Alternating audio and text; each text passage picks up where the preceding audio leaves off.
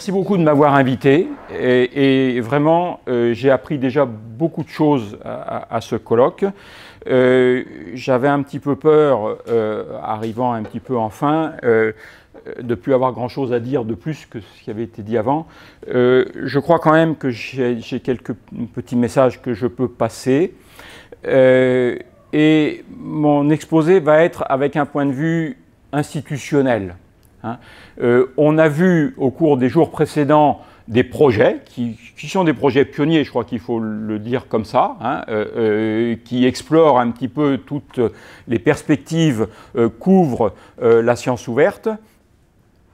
On sent bien qu'il faut aller progressivement à développer, monter en puissance sur ces choses-là. Et la question que je vais adresser, c'est qu'est-ce qu'une université peut faire, ou qu'est-ce qu'une université doit faire. Et d'autre part, l'autre question qui va avec, c'est quand je m'adresse à ma présidente d'université en disant voilà, il faut absolument mettre des ressources sur la science ouverte, ben, elle me dit qu'est-ce que j'y gagne. Et à un certain moment, la question de bien savoir pourquoi on le fait, ça mérite une réflexion. Et même, j'irai au-delà de ça, quand je vais vous expliquer pourquoi l'université Paris-Saclay a envie d'aller vers la science ouverte, vous allez dire c'est des banalités, plein d'autres universités pourraient le dire. Oui, ça ne revendique absolument pas une originalité, néanmoins, c'est au niveau de chaque université de se poser la question et de dire, dans le cadre de mon université, qu'est-ce que j'ai envie de faire, qu'est-ce que j'attends de tous ces machins-là, et où est mon bénéfice. Autrement, si on ne le fait pas, la tendance naturelle va être de dire ah oui, c'est un truc qui nous arrive de Paris, on nous oblige à, encore une contrainte supplémentaire de l'administration, et on a totalement raté son coup. En particulier, l'un des intérêts d'avancer dans ce domaine, c'est finalement d'avoir des arguments plus solides quand on promet les lendemains qui chantent. C'est-à-dire qu'aujourd'hui, le message que je vais passer, c'est la science ouverte, c'est super utile. On va y gagner des tas de choses. Les chercheurs vont en profiter un max. Sauf que vous n'êtes pas forcé de me croire. Et effectivement, je n'ai pas énormément de billes pour vous le démontrer. Et il y a un enjeu qui se joue maintenant et dans les années prochaines de démontrer que c'est vrai, que effectivement, et donc il y a des enjeux de trouver des exemples, de dire ah ben oui, effectivement, dans un domaine, sur un projet, il y a des gens qui ont joué le jeu et qui en ont tiré un bénéfice. Et pourquoi pas moi, voilà. Donc, je vais surtout parler de données parce que c'est là où il y a un effort technique plus important, mais le message vaut pour la science ouverte d'une manière générale. Donc, ici, essentiellement, j'ai deux planches de banalité d'une certaine manière. C'est pourquoi j'ai envie de faire de la science ouverte dans mon université. Ça veut dire que la science ouverte, qui est une meilleure circulation de l'information et d'une information plus complète, je considère que ça amène un plus et que, en particulier, en tant que chercheur, si à un moment ou à un autre, je me dis mais comment j'oriente mes recherches, tiens, j'ai fini un projet, vers quoi je vais me diriger, d'avoir une connaissance plus précise de l'état de l'art, non seulement dans ses grands succès, mais aussi dans ses grands échecs, par exemple, ça aide à faire des choix pertinents.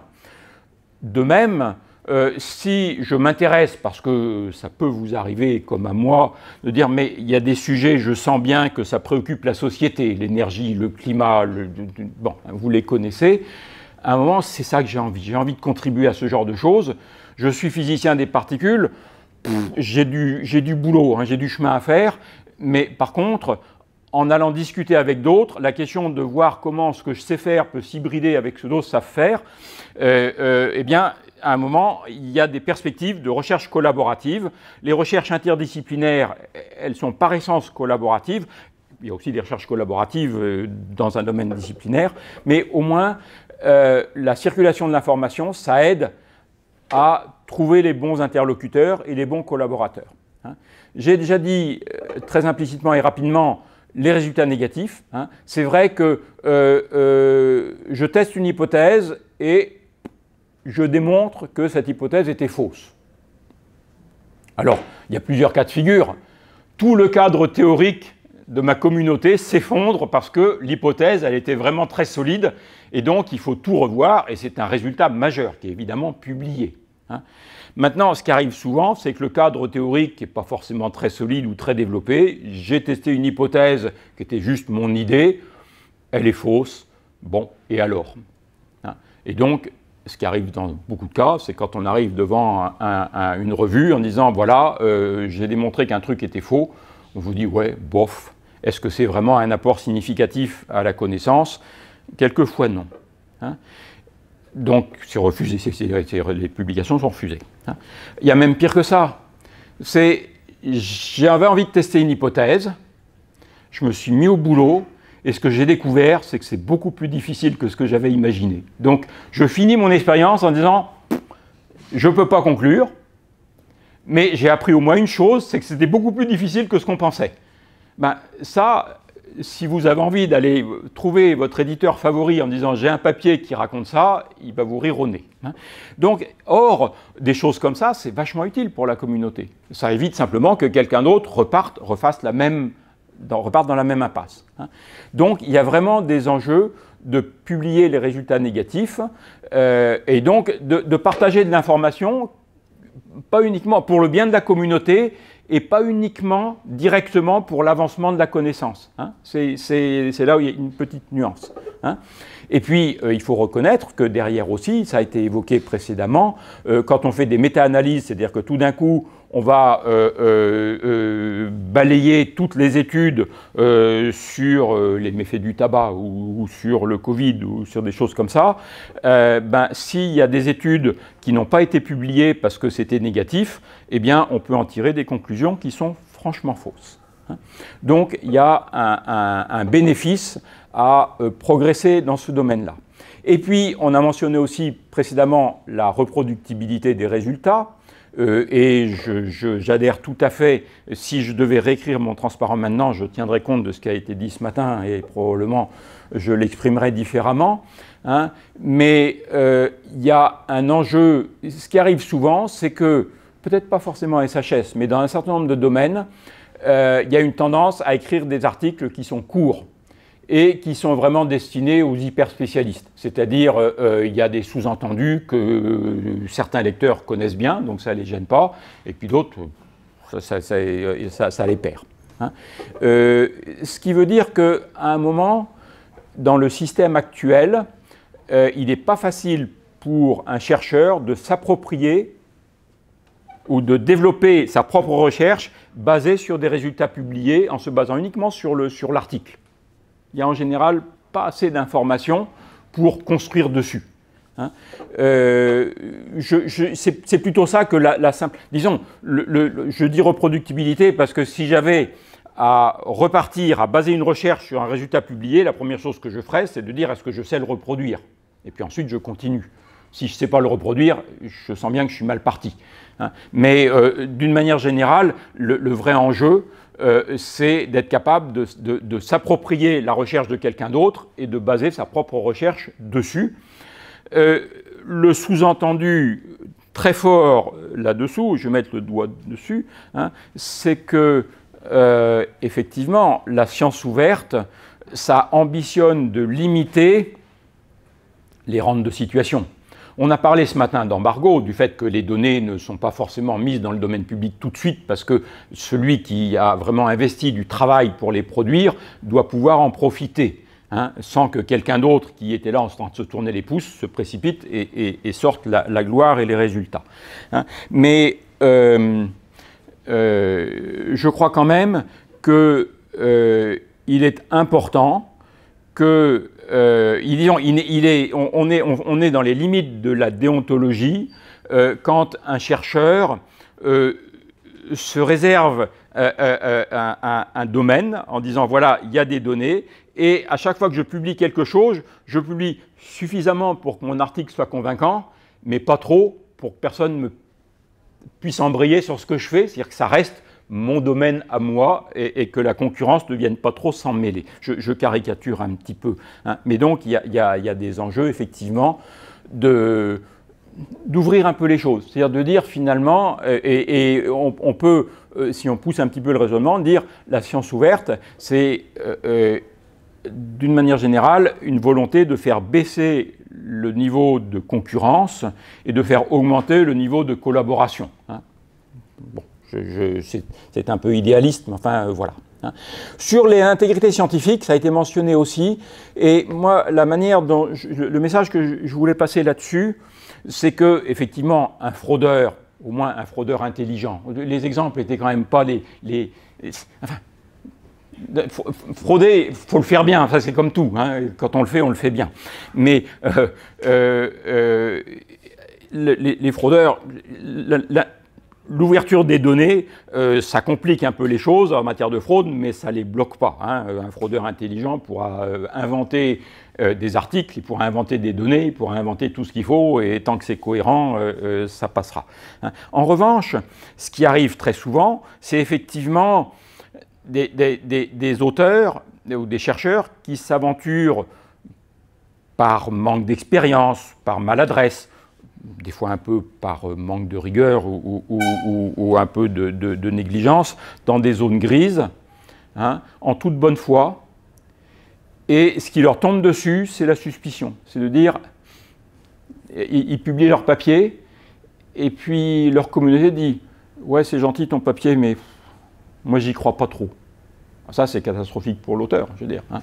Et d'une certaine manière, une des vertus de l'ouverture des données et de fournir l'information, c'est d'éclairer les zones grises et de dissiper les suspicions quand elles ont lieu d'être dissipées, évidemment. Et donc, quelquefois, ça permet effectivement de ressortir des auteurs d'une zone inconfortable pour les remettre dans une zone où ils sont reconnus dans leur communauté.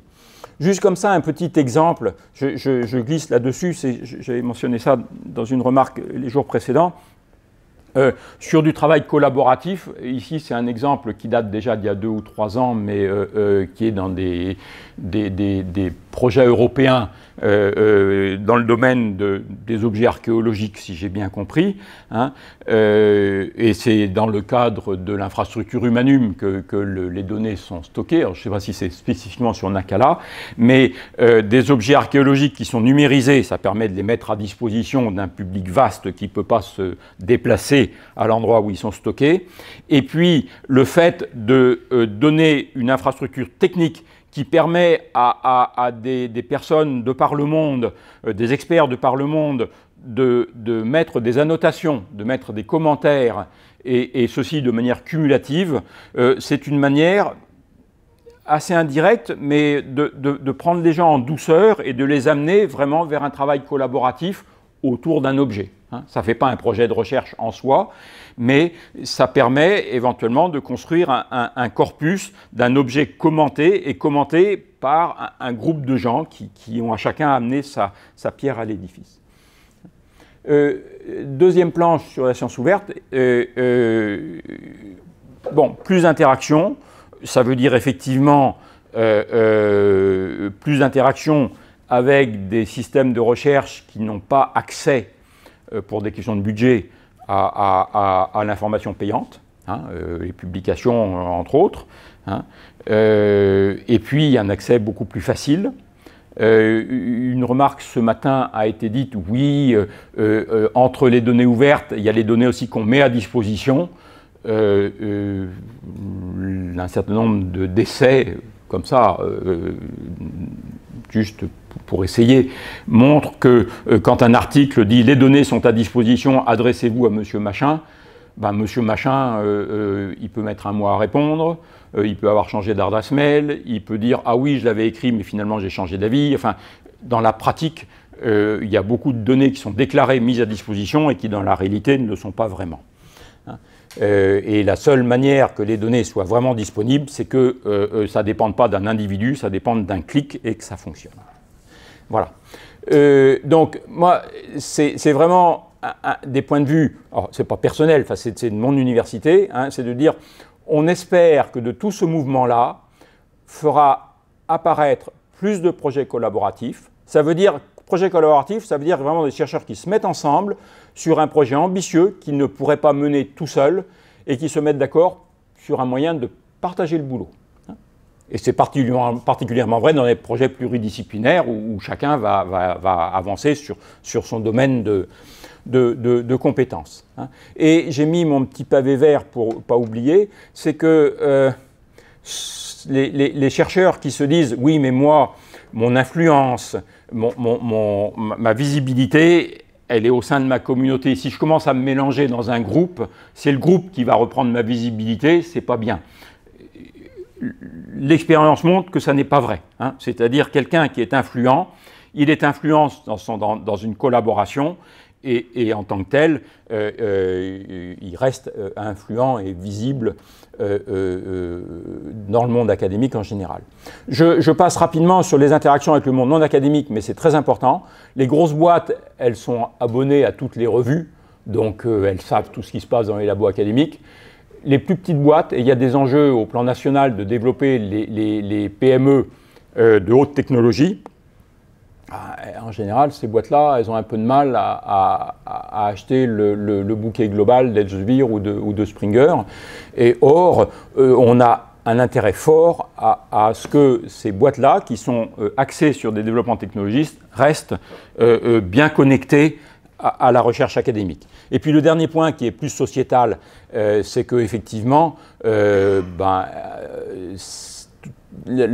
science il y a des enjeux autour de la science participative, c'est-à-dire la manière d'impliquer des citoyens dans des projets de recherche qui sont pilotés par des chercheurs professionnels.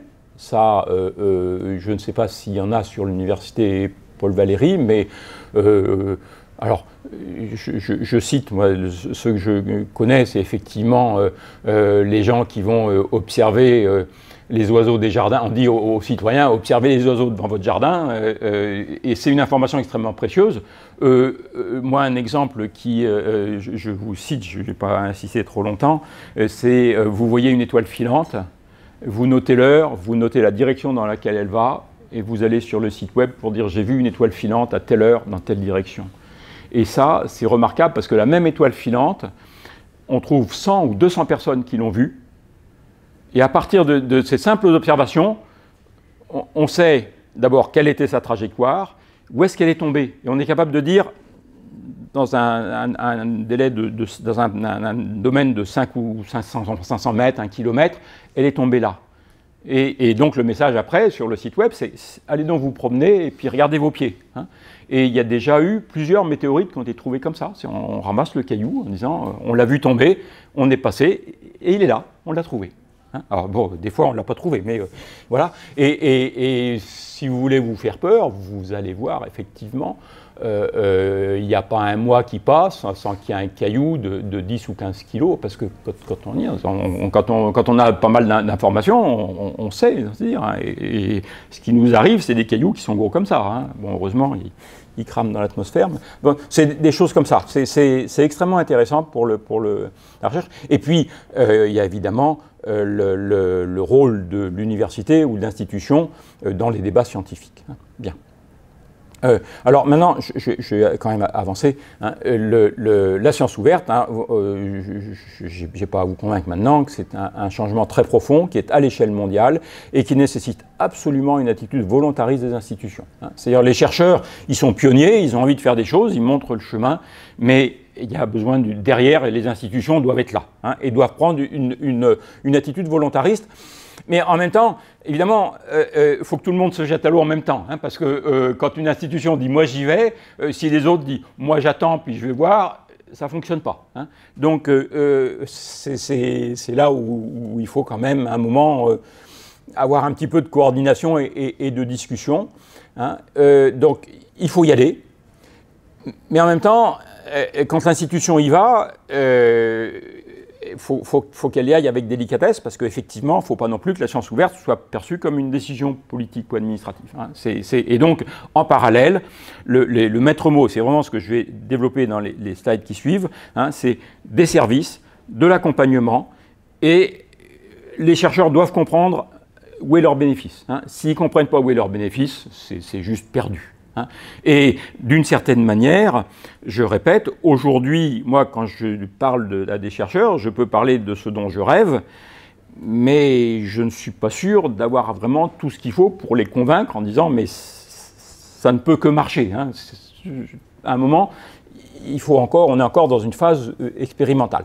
Alors évidemment, quand on publie, quand on met en place des revues contrôlées par des institutions, en général, jusqu'à présent, ça coûte nettement moins cher que d'aller publier chez un grand éditeur. Hein, mais l'enjeu principal, c'est les chercheurs. À un moment, on met en place un système et les chercheurs doivent apprendre à en profiter. Hein, c'est vraiment ça. Et ils n'y contribueront que s'ils en profitent. Hein. Donc, d'une certaine manière, le message moi, que je passe, c'est avant d'ouvrir vos données, allez donc regarder les données des autres, vous allez voir comme c'est utile. Ça rend un petit peu, ça donne de l'information sur en quoi vos propres données peuvent être utiles à quelqu'un d'autre. Hein. Voilà. Hein. Et d'autre part, s'agissant des deux, autant s'agissant de publication en accès ouvert, c'est une simple décision, techniquement il n'y a pas de travail technique significatif, autant quand il s'agit des données, il y a vraiment du boulot pour les partager, et c'est un travail qui est fait alors, au bénéfice de l'auteur, parce que ça contribue à sa visibilité, mais c'est aussi au bénéfice commun, et ça doit être reconnu. Et donc, une chose que je mentionne à ce point, que je ne redirai pas après, c'est que, je ne dirais pas un obstacle, mais si quand même, une gêne sur le développement de la science ouverte, c'est l'évaluation. Hein. Et donc, l'évaluation, c'est l'évaluation des chercheurs, l'évaluation des structures, l'évaluation des universités, c'est un sujet qui est beaucoup plus vaste que la science ouverte, qui doit être attaqué en tant que tel, mais quand on aura avancé là-dessus, ça va nous faciliter la vie pour développer la science ouverte. Ça, c'est juste clair. Hein. Et je mentionne le petit sigle ici, COARA. Hein. C'est quelque chose qui existe depuis maintenant 18 mois peut-être, hein, 1 an et 2 ans. Ça veut dire Coalition pour l'avancement de Research Assessment, hein, d'évaluation de la recherche. C'est une structure européenne, une association d'universités qui d'abord ont signé toute une charte commune en disant il faut qu'on fasse évoluer fortement l'évaluation des individus, des projets, des labos pour mieux prendre en compte la diversité des productions et en particulier les efforts au bénéfice de tous en matière de circulation de l'information. Et c'est un peu plus que signer la charte, c'est aussi des groupes de travail pour dire bon, et comment on s'y prend, comment on partage les retours d'expérience. C'est des choses qui sont... Il n'y a pas de guide. À un moment, il faut inventer des choses et l'enjeu est vraiment d'essayer et de faire des retours d'information. Bien. Juste très rapidement aussi, dans mon université, on a donc rédigé une charte qui reprend ce que je vous ai dit avant, qui n'a rien d'original. On a choisi de ne pas avoir juste une charte toute seule, on a choisi de mettre dans un même document la charte, des objectifs à long terme et une déclinaison en action, avec un calendrier qui, avec un an de recul, s'avère fantaisiste, mais c'était comme ça. Et juste pour rappeler les 8 objectifs, les publications en accès ouvert, l'ouverture des données, EOSC, c'est un sigle qui n'a pas été prononcé, mais j'ai envie d'en dire quelques mots. Donc ça, c'est vraiment le partage des données. Et puis, en marge du partage des données, développer les compétences. Et ça, c'est un souci important. L'évaluation, au point 5. Et puis après, les indicateurs, l'intégrité, la science participative. Essentiellement, je ne couvrirai pas ça aujourd'hui. Et ce que je veux dire surtout sur les données, c'est qu'avant de les partager, avant de travailler dessus, il faut déjà se rendre compte à quel point elles sont précieuses. Et dans beaucoup de communautés, les gens ne valorisent pas leurs données comme il devrait le faire. Hein, n'accorde pas l'importance à leurs données, l'importance qu'elles méritent. Hein, et en particulier dans les domaines où l'instrumentation progresse très vite. C'est-à-dire d'une certaine manière, on dit, bon, mes données, je les ai produites, j'ai mon résultat, mais je suis persuadé qu'elles n'intéresseront personne d'autre, parce que si quelqu'un s'intéresse à nouveau à ce domaine-là, il aura un instrument de meilleure qualité, plus précis, et vaut mieux qu'il refasse les données de lui-même. Ça n'a pas de sens qu'il réutilise des anciennes données. Donc, essentiellement, pourquoi je me fatiguerais à faire quoi que ce soit? C'est peut-être vrai dans certains domaines, c'est certainement faux dans d'autres, et c'est une excuse trop facile dans beaucoup de cas. Et donc, il y a un enjeu à lutter contre ça pour l'institution, et avec deux arguments majeurs. Le premier, c'est que s'agissant de transmettre le savoir, la connaissance aux générations futures, certes, l'essentiel est transmis par des publications, par des textes écrits, mais je crains que ça ne suffise pas. Hein. Et donc, l'enjeu de transmettre autre chose que simplement les publications sélectionnées dans les revues, je crois que c'est indispensable. Et donc, il y a un enjeu vraiment extrêmement fondamental. Et la deuxième chose qui va avec, c'est que chaque chercheur doit se rendre compte que les données que lui-même a produites par ses propres mesures, par la sueur de son front, eh bien, il n'en est pas propriétaire. Hein. Ça fait partie du patrimoine de son institution, et donc, il n'est pas décisionnaire. Ce n'est pas lui qui décide de ce qui se passe. C'est son institution. Alors évidemment, quand son institution s'en fiche, bon, hein, mais le fait est que les institutions doivent se préoccuper des données que les chercheurs produisent, et les chercheurs doivent se rendre compte qu'à un moment, ce qu'ils produisent est probablement plus précieux que ce qu'ils pensaient. Hein. Et donc, la rigueur dans la gestion des données, le cas de figure très concret et très simple, le chercheur a acquis des données, il a des données brutes. Celles-là, il sait, elles sont rangées dans un coin. Hein. C'est sorti de son instrument, ou c'est ses questionnaires, ou c'est je ne sais pas quoi. Et puis après, il a commencé à mouliner, à essayer des trucs, à passer des algorithmes, à sélectionner, à enlever des... Vraiment, hein. Et puis, il a produit une première version, une deuxième version, une troisième version, une 25e version. Et puis, quand il rédige sa thèse 2 ans après, il dit, dans la version 24...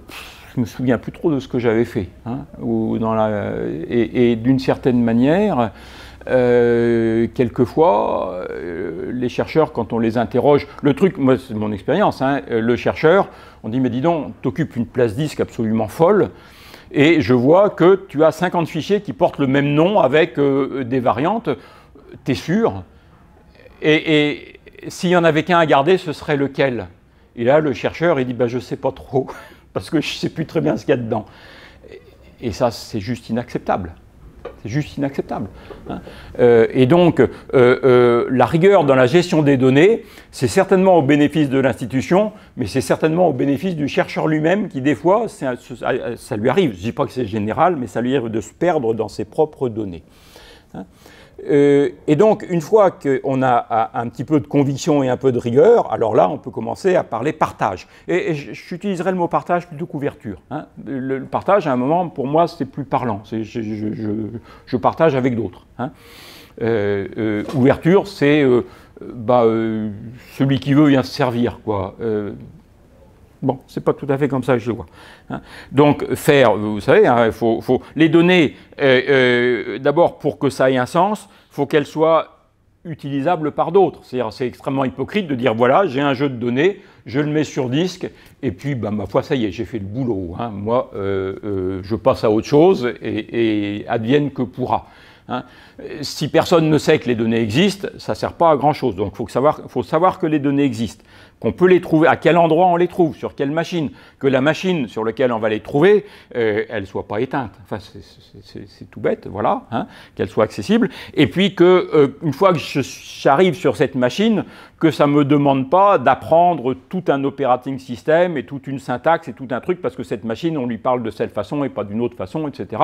Hein. Donc, il faut qu'avec mes propres outils à moi, je puisse aller chercher des données qui sont sur une machine en Italie ou aux Pays-Bas ou en Chine, en disant je fais comme si c'était la machine qui est dans le bureau d'à côté et ça marche aussi. Hein. Donc ça, c'est tout ce qui est... Alors, ce matin, on disait interopérable, on disait c'est accessible par une intelligence artificielle, mais c'est un petit peu ça. C'est-à-dire, grosso modo, avec des outils standards, hop, ça va, et on accède aux données. Et puis, réutilisable, ça veut dire qu'à un moment, il faut que je sache ce qu'il y a dedans, ces données. Hein. Et donc... je vois bien, c'est une image de microscope, mais le microscope, comment il était réglé, quel était son grossissement, quelles étaient les corrections qui ont été apportées sur les corrections de la forme de l'image, et puis sous l'objectif du microscope, c'était quoi exactement? C'était une souris dans laquelle on avait injecté ceci, cela, qu'on avait zigouillé de telle ou telle manière, enfin, que sais-je, il y a beaucoup d'informations. Il y a même mieux que ça. Une fois que vous avez l'image de microscope, à un moment... dans l'image, c'est là qu'il faut regarder. Là, on voit un truc intéressant. J'ai entouré en rouge une zone où il y a vraiment un phénomène qui me paraît intéressant. Oui, toute cette information-là, il faut qu'elle soit fournie, parce que l'utilisateur qui ne connaît pas, il voit une image, il voit qu'il y a un truc entouré en rouge, et puis il dit, bon, hein, voilà, vous me comprenez. Même quand c'est quelqu'un qui est dans la même communauté, hein. A fortiori quand on cherche à toucher des chercheurs qui sont dans d'autres communautés pour des projets interdisciplinaires, et pire encore, quand on veut utiliser ces données-là pour participer à la dissémination scientifique dans le grand public, ou alors là, il faut vraiment forcer sur les informations complémentaires. Hein. Ce que j'ai dit ce matin aussi, c'est que les données, c'est quand même plus commode techniquement quand elles ne sont pas éparpillées. Hein. Et en particulier, donc, l'existence d'entrepôts, c'est-à-dire d'un nombre limité d'endroits où on stocke ces données, ça facilite la vie. Et en particulier du point de vue de suivre le catalogage de tout ce qu'il y a. Hein. Il existe des entrepôts thématiques, et ce n'est pas par hasard, il y a des communautés qui ont dit on voit bien notre intérêt à ce que toutes les données d'humanité numérique, elles soient dans un endroit qui est vraiment consacré aux humanités numériques, hein, fait pour. Hein. De la même manière, j'ai mis ici les observations terrestres, mais le portail national de biodiversité, il a développé tout un truc avec les spécificités de la recherche dans ce domaine. Ça n'empêche pas qu'il y a des entrepôts généralistes. Hein. Zenodo, peut-être vous en avez entendu parler. Zenodo, c'est vraiment le fourre-tout. Vous mettez tout ce que vous voulez. Tout et n'importe quoi. Non, tout. Voilà. Hein. Et recherche d'AGO, j'en dirai un mot. Hein. Voilà, EOS que j'y reviendrai. Je prends juste un petit temps pour... Je surveille l'heure, pardon. Hein, pour parler un peu cycle de la donnée, cycle de vie. Hein. Parce que, grosso modo, c'est ce qui a été dit ce matin, un modèle dans lequel le chercheur travaille à l'ancienne, si j'ose dire. Il dit, après tout, mes données, tant que c'est des données qui bougent, sur lesquelles je travaille, qu'on me laisse faire, hein, qu'on me laisse tranquille, qu'on ne vienne pas me mettre des contraintes, j'ai l'habitude, je fais ce que je veux. Et puis, promis juré, quand je publierai mon papier, je vais peigner tout ça et je livrerai un jeu de données. Là, mon réflexe de vieux chercheur, c'est mon œil. Hein. Ça ne marche pas comme ça. Le chercheur, une fois qu'il a publié son papier, il a déjà la tête à autre chose. Et c'est vachement plus important de se précipiter pour faire autre chose que de perdre son temps à juste peigner des données dont on sait bien qu'elles n'intéresseront personne. Hein. Donc, la façon de faire, la méthode qui s'impose, c'est de dire les données doivent être gérées avec une certaine rigueur dès le début d'un projet de recherche. C'est-à-dire quand on va commencer à envisager de produire des données, eh bien, il faut déjà qu'on ait réfléchi à ces données qu'on va produire. Or, j'ai un vocabulaire ici qui sous-entend que la recherche se mène par projet. C'est restrictif. Ce que je dis ici est n'est pas juste restreint au fait qu'il y a un projet formalisé. Hein. Mais à un moment, quand même, le chercheur, dans son activité, à un moment, il va dire « Tiens, je vais produire des nouvelles données hein, dans un certain but. » Et à ce moment-là, il doit, avant même de les produire, réfléchir à comment il va les organiser et de quelles ressources il va avoir besoin. Hein. Et donc, il doit réfléchir à un plan de gestion de données. Bon, la réalité d'aujourd'hui, le chercheur, il réfléchit à un plan de gestion de données parce qu'il est obligé, parce qu'il a un dossier ANR et que s'il ne remplit pas la case, son dossier sera retoqué. Hein. Mais on peut imaginer une époque où la science ouverte sera devenue, dans le vocabulaire européen, la nouvelle normalité, et dans lequel les chercheurs diront « Ah mais oui, je vais produire des données, il faut que j'y pense. Hein. » Alors, de fait, il faut reconnaître que dans beaucoup de communautés, quand les données, ça tient sur un fichier Excel de 10 lignes et 25 colonnes, bon, on conçoit que ce n'est pas la peine de se faire des nœuds au cerveau pour réfléchir à ça. Maintenant, j'imagine aussi que dans beaucoup de communautés, la quantité de données associées aux recherches a plutôt tendance à croître. Hein. En particulier dans beaucoup de données, dans beaucoup de domaines où l'observation n'était pas jusqu'à présent assortie de modélisation. J'ai en tête par exemple le domaine de l'écologie qui était très descriptif, très observationnel. Maintenant, l'écologie, elle se modélise, donc il faut faire tourner des simulations, il faut essayer de s'appuyer sur des simulations pour avoir de la prédiction, enfin des choses comme ça. Et du coup, l'enjeu de collecter des données, de collecter des informations très complètes devient beaucoup plus important. Hein.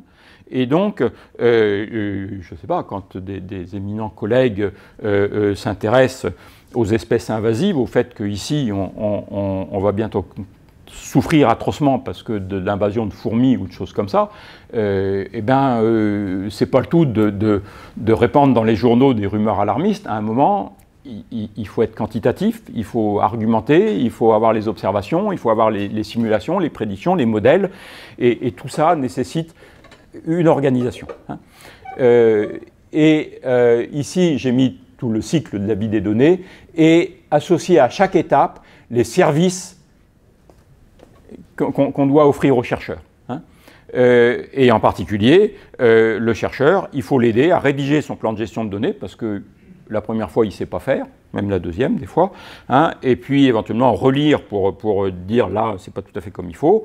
Il faut l'aider à penser au modèle d'organisation des données, ça nécessite quand même des compétences, au modèle d'accès, c'est-à-dire la photo, l'image de microscope, à un moment, si vraiment ce qui est intéressant dans l'image, c'est juste un petit ensemble, c'est pas la peine de faire transiter dans les réseaux informatiques des gigaoctets de toute l'image, quand à la fin on va regarder juste un petit morceau. Donc à un moment, il faut s'organiser pour être efficace. Hein.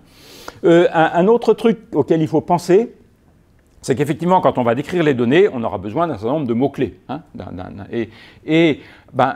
dans cette phase actuelle où les mots-clés ne sont pas standardisés, on parlait de Dublin Core ce matin, c'est à très gros traits, mais il y a beaucoup de travail à faire, alors peut-être du travail qu'on fait pour la postérité, qui après sera réutilisé, mais de standardisation de mots-clés.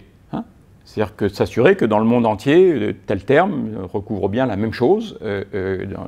Et donc, des développements de thésaurus, et là, juste, j'ai un petit truc à vous montrer. Alors, sur la paléoclimatologie, c'est-à-dire vraiment l'étude du climat dans sa partie vraiment préhistorique, lointaine. Hein. Eh bien, il y a un travail qui a été fait très récemment, et qui est d'une grande utilité, qui est de faire de l'analyse de texte. Et vous voyez ici un nombre de textes dans le Web of Science, dans Scopus, enfin dans les grands dépôts de publications, avec des logiciels ad hoc. Et pour extraire, vous voyez ici le chiffre 120 000 termes qui ressortent plus souvent que les autres, en disant ceux-là, ils doivent avoir une certaine importance. Hein. Et puis ensuite de se dire ah mais oui mais il y a des synonymes, il y a des choses, enfin trier un petit peu et arriver à une liste de 7000 termes et puis un travail de chercheur pour réduire ça et arriver effectivement à un thésaurus, c'est-à-dire un vocabulaire dans lequel on définit des concepts de haut niveau, et puis des sous-concepts, et puis un certain nombre de choses. Là, c'est des termes de spécialistes, je ne les reprendrai pas, hein, mais c'est typiquement ce dont on a besoin pour caractériser des observations dans ce domaine de la paléoclimatologie. Hein.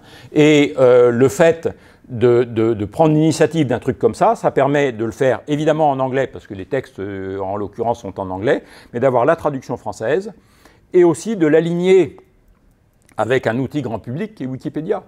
Et ça, c'est remarquable, parce que grosso modo, l'utilisateur de Wikipédia qui va faire une recherche dans Wikipédia, et bien, grosso modo, on va tenir à sa disposition justement ce vocabulaire qui l'aide à s'orienter jusque dans la littérature de recherche.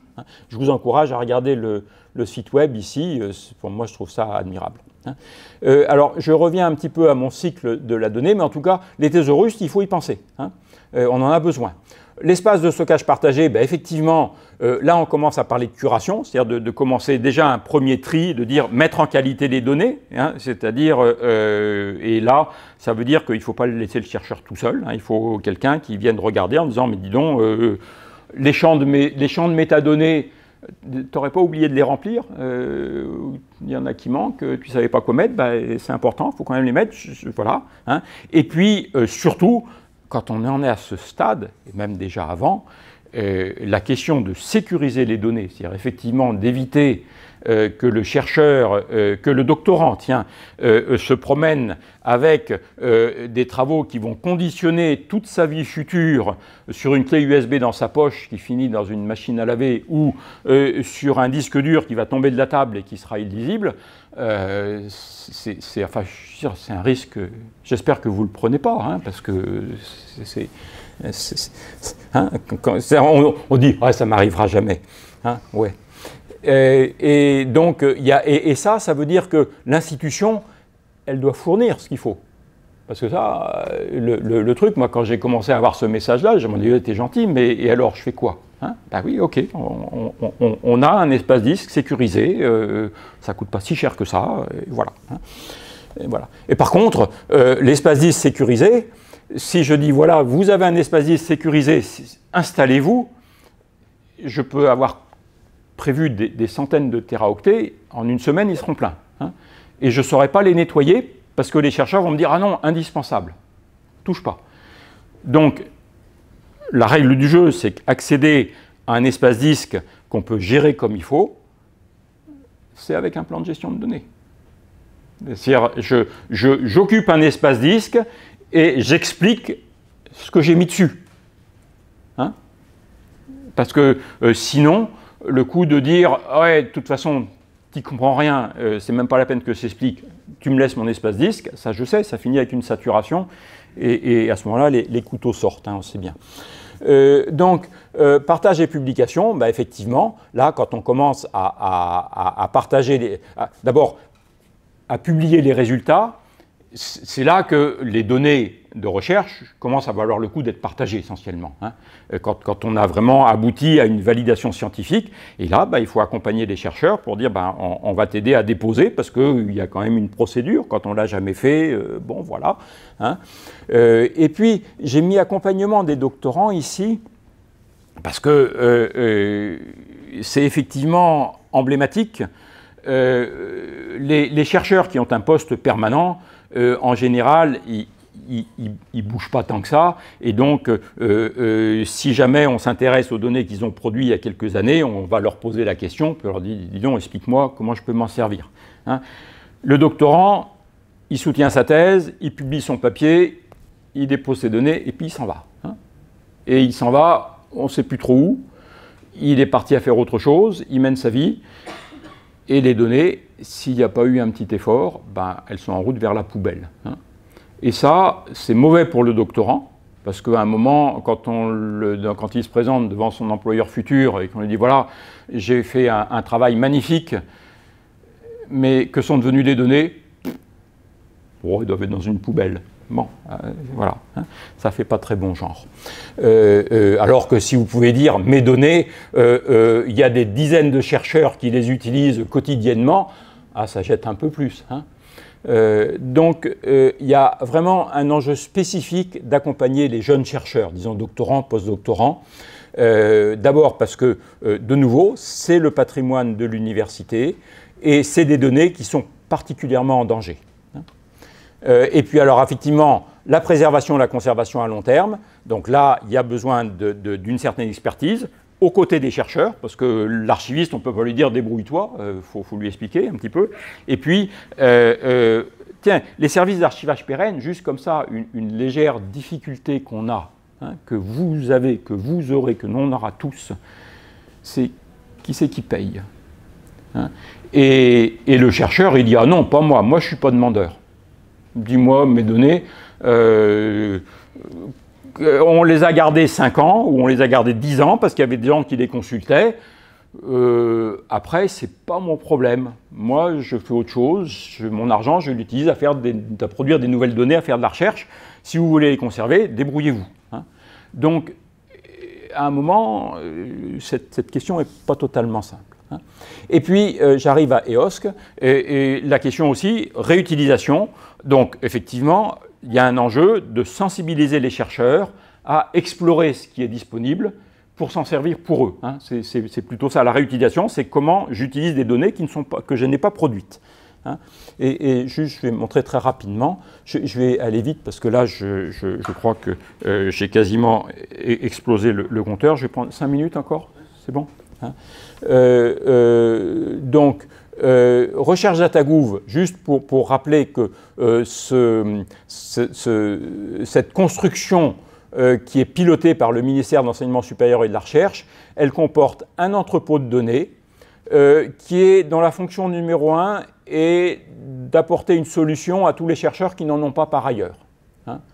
Il y a beaucoup de communautés qui n'ont pas un entrepôt disciplinaire et donc, ma foi, voilà. Il y a une deuxième fonction qui est de faire un catalogue. Et je crois que l'intérêt d'un catalogue des jeux de données, ça n'est pas juste le catalogue de l'entrepôt qui est là, c'est une capacité à moissonner un maximum d'entrepôts un peu partout. Et je rêve d'un moment où j'aurai l'équivalent de ce que j'ai actuellement avec le portail HAL, c'est-à-dire le portail HAL de mon université, c'est un site web dans lequel il y a, pas l'intégralité, il y a 75%, mais enfin, il y aurait à terme l'intégralité de toutes les publications qui sortent de mon université, rangées comme je veux, d'une certaine manière, hein, et mises en valeur du mieux que je peux. Hein, et alors qu'elles sont réparties sur des centaines de revues, des dizaines d'éditeurs, il n'y a aucun autre endroit où elles sont regroupées. Eh bien, je rêve d'un système qui fera la même chose pour les jeux de données. Hein, et que pour mon université, il y aura une page web où il y aura tous les jeux de données dont mon université est copropriétaire, hein, qui soient rangés en Chine, au Japon, aux États-Unis, en Allemagne ou simplement au bâtiment d'à côté. Hein. Alors, à côté, dans cet écosystème, il y a les entrepôts thématiques. Les responsables du ministère en citent souvent 6 qui sont là, et vous en avez 2 dans le domaine des sciences, enfin, Humanum dans le domaine des sciences humaines, Progedo dans le domaine des sciences sociales, hein, et puis CDS c'est de l'astronomie, Dataterra c'est l'observation de la Terre, IFB c'est la bioinformatique et la biodiversité, et on en rajoute traditionnellement 2 qui sont dans le domaine de la santé, qui sont France Cohorte, c'est-à-dire le soutien à tout ce qui est étude de cohorte de patients, hein, qui est une très grosse infrastructure, enfin c'est vraiment un très gros investissement. Et puis ce qu'on appelle CAD, collecteur-analyseur de données, titre quand même pas très parlant, c'est un élément fondamental du plan France Génomique 2025, c'est la génomique humaine. C'est comment effectivement on collecte les données de génomique humaine pour développer les thérapies géniques. Hein. Voilà. Et il y a un enjeu à ce que tous ces différents entrepôts finalement mutualisent autant que faire se peut. Évidemment, ils ont chacun leur finalité, mais il y a peut-être un certain nombre d'outils qu'ils peuvent avoir en commun et certainement des capacités de collectionner des données dans l'un et dans l'autre pour les mettre ensemble et pour faire des travaux interdisciplinaires. Et puis le plus important, les ateliers de la donnée. Les ateliers de la donnée, c'est le pendant sans lequel rien de ce qui est à côté ne fait du sens. C'est-à-dire, c'est localement des équipes sous le contrôle des universités, des sites, qui ont pour vocation d'accompagner les chercheurs pour leur permettre d'utiliser tous ces trucs-là. Et donc là, il y a un très gros effort, et la carte a été montrée ce matin. Il y a 15 ateliers qui sont labellisés, et labellisés, ça veut dire vraiment en ordre de marche, qui fonctionnent. Et les 4 qui sont ce qu'on appelle en trajectoire de labellisation, c'est grosso modo, le jury leur a dit, vous avez un excellent projet, fonctionnez donc pendant un an, puis on vous donnera le label après. C'est pour vous dire un petit peu l'état d'esprit. Voilà. Je passe rapidement sur l'un, mais je voulais quand même juste mentionner, j'ai 2 ou 3 slides là, ici, pour conclure. J'abuse, mais je voulais quand même parler d'EOSC. EOSC, c'est... Le slogan, c'est le web des données FAIR et des services associés. C'est comme ça qu'on doit dire. C'est-à-dire, grosso modo, le web, c'est ce qui permet d'interconnecter des sites web et d'aller chercher de l'information sur des pages web. Eh bien, on peut rêver d'un système un petit peu analogue dans lequel il y a des sites de stockage des données, des moteurs de recherche et une manière de les interconnecter pour qu'un utilisateur puisse juste lancer des requêtes et voir revenir des jeux de données correspondant à sa requête. Sauf que c'est quand même un peu plus compliqué. Mais juste pour vous sachiez, c'est un projet tripartite de la communauté européenne, des pays membres et d'une association sans but lucratif basée à Bruxelles qui s'appelle l'EOSC Association. Il y a 1 milliard d'euros sur la table, c'est pour dire quand même que c'est un projet assez significatif sur la durée de Horizon Europe, du plan européen 2021-2027. 1 milliard, c'est 500 millions fournis en cash par la communauté européenne et 500 millions fournis par les pays membres sous forme d'heures de travail essentiellement. Voilà, c'est 500 millions d'euros à l'échelle des pays membres, c'est pas une somme énorme vu le nombre de chercheurs impliqués. L'association, il y a 251 institutions membres, dont 33 institutions françaises. Les grands organismes nationaux de recherche, évidemment, 11 universités, dont l'Université de Montpellier, vos voisins. Et je rappelle que la France est présente dans le conseil de direction en la personne de Suzanne Dumouchel, qui est, peut-être que certains d'entre vous connaissent, qui est une cheville ouvrière de Humanum. L'association EOSC a son chapitre français, c'est comme ça qu'on dit quand on veut être chic, qui s'appelle le Collège EOSC France, et il y a un chargé de mission spécifique au ministère. Et derrière EOSC, si ça vous intéresse, l'Europe, ça a été mentionné très vite dans le chapitre recherche sur la recherche, c'est une des parties. L'Europe lance de nombreux appels à projets pour justement essayer de penser ce que ça doit faire. C'est-à-dire que c'est un grand projet qui se construit en marchant, d'une certaine manière, et il y a beaucoup d'appels à projets qui portent sur des cas d'usage, en disant, l'Europe met du fric, en disant, bâtissez un consortium et racontez-moi quels peuvent être des cas d'usage d'un gros bidule comme ça dans le domaine de la cancérologie, dans le domaine des études maritimes, dans le domaine... Enfin voilà, donc il y a des choses comme ça. Et si ça vous intéresse, vraiment, voilà. Et j'ai mis un exemple pour finir. Alors, un truc qui est toujours un peu désagréable, c'est qu'effectivement, le vocabulaire marketplace, ça déplaît à certains. C'est un truc classique, sont dit dans le domaine privé. Voilà. Mais ceci dit, le portail EOSC, on dit EOSC, c'est un projet du futur, mais c'est un projet qui existe déjà sous une certaine forme. Si vous allez voir le portail EOSC, ah oui, c'est un peu caché là, mais bon, vous aurez les slides, vous verrez, c'est eosc-portal.eu. Vous avez des centaines de services. J'en ai pris un au hasard enfin pas tout à fait au hasard, c'est la structure DARIA dont vous avez peut-être entendu parler, Digital Research Infrastructure for the Arts and Humanities. Et quand on clique dessus, à son tour, on dit quels sont les services qu'offre DARIA. J'ai cliqué et j'ai trouvé rigolo, comme ça, de tomber sur un corpus tout à fait intéressant de l'université de Saarbrück sur les recettes de cuisine, avec toutes les métadonnées qu'il faut, et à la fois avec son volet historique et son volet contemporain. C'est d'un très grand intérêt. Je vous recommande ce site. Je ne savais pas qu'il existait la semaine dernière, mais voilà. Donc j'en arrive à ma conclusion. Je passe rapidement ici, hein, mais ma conclusion, c'est que la science ouverte, et particulièrement l'ouverture des données, c'est vraiment une évolution très importante pour les chercheurs, et que c'est important pour l'institution d'offrir des services appropriés. Hein. Et les services, aujourd'hui, personne ne sait exactement ce que c'est. Hein. Ça veut dire qu'à un moment, il y a des enjeux d'écoute. Écouter les chercheurs pour comprendre comment ils voient le besoin, et puis écouter les experts documentalistes et archivistes pour voir comment ils interprètent et ils amènent des solutions. Hein. Donc il y a vraiment un enjeu d'organiser ce dialogue, et c'est pas si compliqué, et c'est très prometteur. Hein. Et en particulier, ça veut dire qu'il faut accorder beaucoup plus d'importance aux données de la recherche. Hein. Alors, tout en conservant une empreinte environnementale acceptable, on ne stocke pas tout et n'importe quoi, hein. C'est notre patrimoine. Et aujourd'hui, alors je ne vais pas me battre sur le pourcentage, mais on dit que 80% des données de la recherche ne sont pas stockées sur des supports fiables, hein, et donc sont à risque. Voilà. Hein. Et tout ça passe par l'évaluation et passe par un très gros effort de pédagogie sur du long terme. Si on parle vraiment d'une évolution culturelle, et pour moi, c'est 10 ans, hein, c'est pas l'an prochain.